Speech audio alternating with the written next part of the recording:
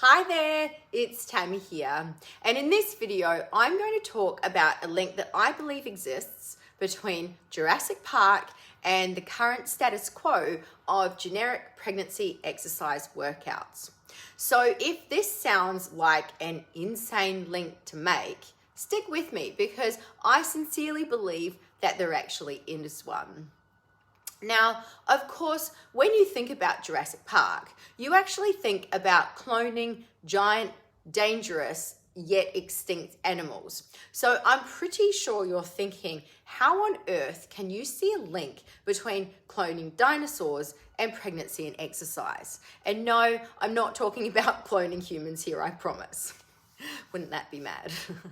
But when you think about both these things, right? Cloning dinosaurs, not humans, and bringing, a dangerous, extinct animal back into this world, or something like cloning humans, the one thing that does come to mind, which is one of the main motifs of the Jurassic Park storyline, is just because you can does not mean that you should. I mean, pretty much the whole movie seems to be based on this premise that they should never have done this in the first place. And this was beautifully captured by one of the movie's main characters, Dr. Ian Malcolm, who's played by Jeff Goldblum, right?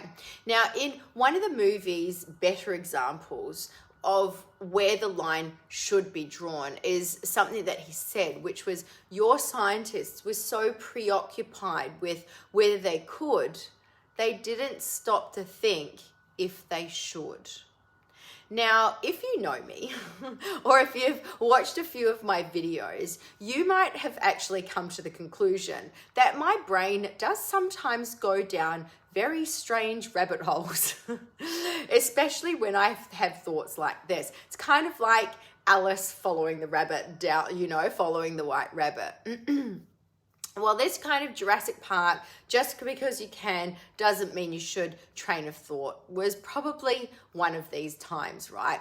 And I started thinking of all the things that we can do, but we probably shouldn't, right? And one of the things that makes us uniquely human is that we all have something called free will. Now, I understand that free will is actually a deeply philosophical concept, and I'm not going to go down that particular rabbit hole in this video. But for the sake of this video, let's go with the idea that our choices are an expression of who we are, our tastes, our preferences, the things that we identify with, right? They're expressions of who we are. And of course, I started thinking of all of the things that I've done that I probably shouldn't have, right? But we're going to keep this PG, I promise. Now, a perfect example of this is actually my scary, naughties kind of overplucked eyebrows that used to look like sperm. Well, that's how one of my close friends, who is actually an eyebrow specialist, thank you. That's how she used to describe them anyway, not anymore, of course. But really, this actually makes me think, just because we can pluck our own eyebrows, it doesn't really mean we should. Unless, of course, you're an eyebrow specialist, in which case, knock yourself out. Or what about the time that my friend actually offered to do my taxes for me? Honestly, never again, because after that experience, which actually left me owing the tax department, I think like $5,000 as opposed to getting a tax return, right? But that just made me think, just because we can do our own taxes doesn't mean we really should, unless you're an accountant, of course, in which case, knock yourself out. Or what about the time that I decided I was going to cut my own hair? I mean, really, what was I thinking? All power to you who can do it, but if you'd actually seen the mess that I'd made, you would absolutely know why I'm putting cutting your own hair in this just because you can category. Doesn't mean you should, and I think dyeing my own hair falls in that same category too. And as someone who's worked in a commercial gym for over a decade, not anymore, but one thing that really does stand out to me when I get to thinking of just because you can doesn't mean you should, and that's washing your hands, or more specifically, not washing your hands. Because trust me, I've seen many a woman leave the bathroom without washing their hands. Disgusting, I know, but just because we can do it, it happens. But just because we can doesn't mean we should. And same thing goes with things like tanning. And I'm talking about things like using tanning beds and things like melanotan, right? And I get it. Who doesn't look better than when you have a tan, right? We all look better when we have a tan. And we all know that we need sun for our dose of vitamin D. But when you think about tanning beds, it really makes me think, just because we can use tanning beds doesn't mean that we should. I mean, in Australia, they've actually banned tanning beds, but like everything, people still find ways to use them. And I guess it's kind of like smoking behind the bike sheds when you're at school, you know, like when you're a teenager.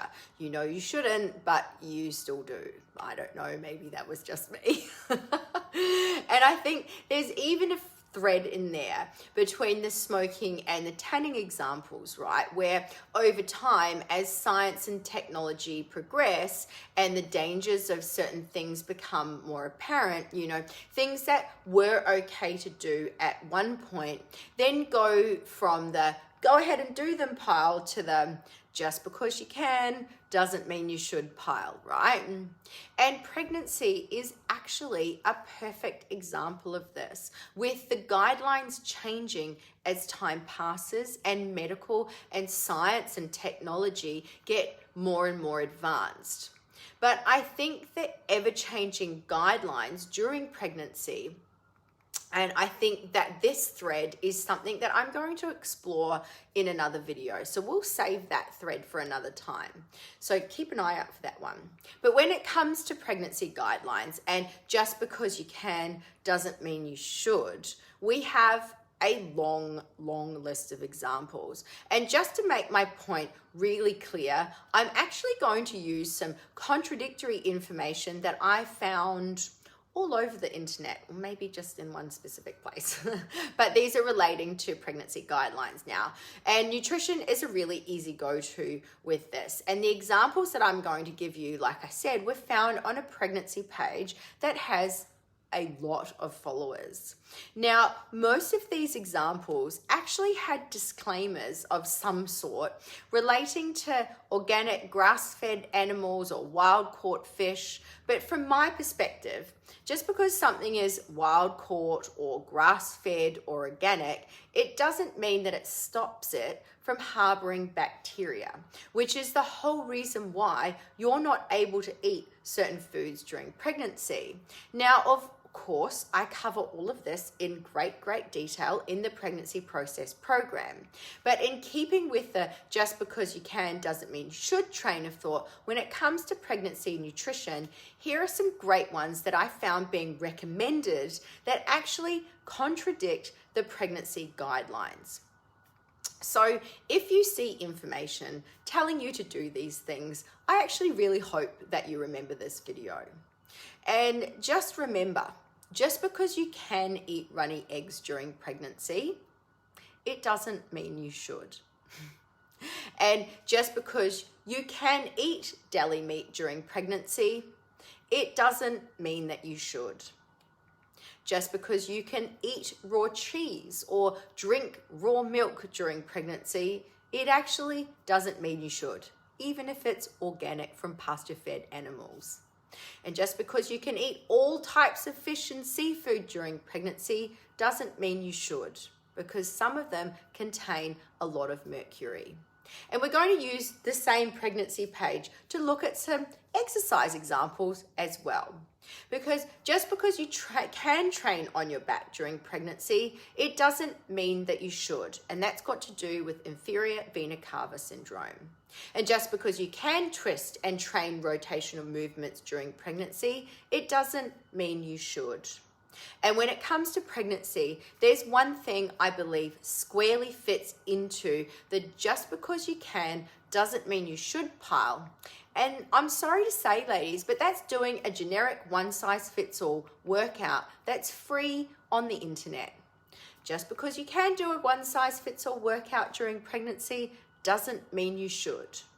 At the very least, this shouldn't make up the entirety of your pregnancy exercise journey, because of course things like group in-person Pilates classes fall into this category of group exercise, right? One size fits all. And just so you know, I'm pro Pilates for pregnancy when done under the guidance of a specialist in this area, of course, preferably, with a physio or a women's health physio, or in that type of setting, because the reality is when you're doing this type of exercise there, in this type of environment, it's not really one size fits all. You actually have someone there who is able to adjust and adapt exercises to you. What I'm more talking about is one size fits all free workouts that you find online. The fact that you can just jump on the internet and exercise, Remember, you're not actually training when you're doing this. You're working out or exercising, and there is a difference, and I talk about that in another video. So just because you can jump on the internet and exercise during pregnancy, it doesn't really mean that you should, right? In my belief anyway. I believe that we're overwhelmed by choice, and when you don't know what you don't know, especially when it comes to pregnancy and exercise, the internet is actually full of possibilities, right? An overwhelming amount of possibilities. So many possibilities, in fact, that you could probably actually do a different free workout almost every day of your pregnancy journey. But the question is this really the right way to approach your pregnancy exercise journey? It's almost like when you're given too many choices, you actually become overwhelmed and unable to make a choice. So you get stuck in indecision, and you can't progress when you're stuck in indecision. Just like you can't actually progress in your training during pregnancy or any type of training when you're following a one-size-fits-all workout, because the reality is your training can actually progress during pregnancy. But to progress in your training, you need one of the most basic principles of program design, and that's exercise progression and progressive overload. But again, I talk about this in much greater detail in a video on the difference between training and exercise or working out during pregnancy.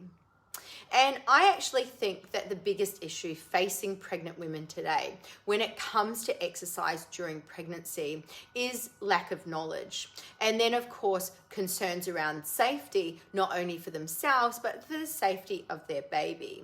And I think there's actually a big part of overwhelm in there as well. And I think sometimes when people don't know what they don't know, or they lack knowledge and they're overwhelmed, they actually, no fault of their own, they just choose the lowest hanging fruit, something that appears like it ticks all the right boxes, it appears safe, and, it's better than doing nothing at all. And of course, while I believe when it comes to exercise during pregnancy, doing something is always going to be better than doing nothing at all. Making the right decision is always going to be far more valuable long-term than aiming for the lowest hanging fruit. And this is where training during pregnancy falls into the just because you can doesn't mean you should pile, but more in the sense of just because you can follow a free, generic, online, trimester-based pregnancy workout doesn't really mean that you should. Because ensuring that your exercise selection is individualized, is principle-based, is correctly sequenced, and progresses over time as your pregnancy progresses, like it absolutely can do. This is always going to be so much more valuable long-term for your pregnancy and postnatal journey than following a one-size-fits-all workout that you find free on the internet. So the link I believe that exists between exercise during pregnancy and Jurassic Park is like, just because you can clone dinosaurs doesn't mean you should. Just because you can follow a free generic pregnancy exercise video, it doesn't mean that you should. So that's it from me today. I hope this video helped to give you some fresh perspectives on your pregnancy exercise journey, and I'll see you in the next one.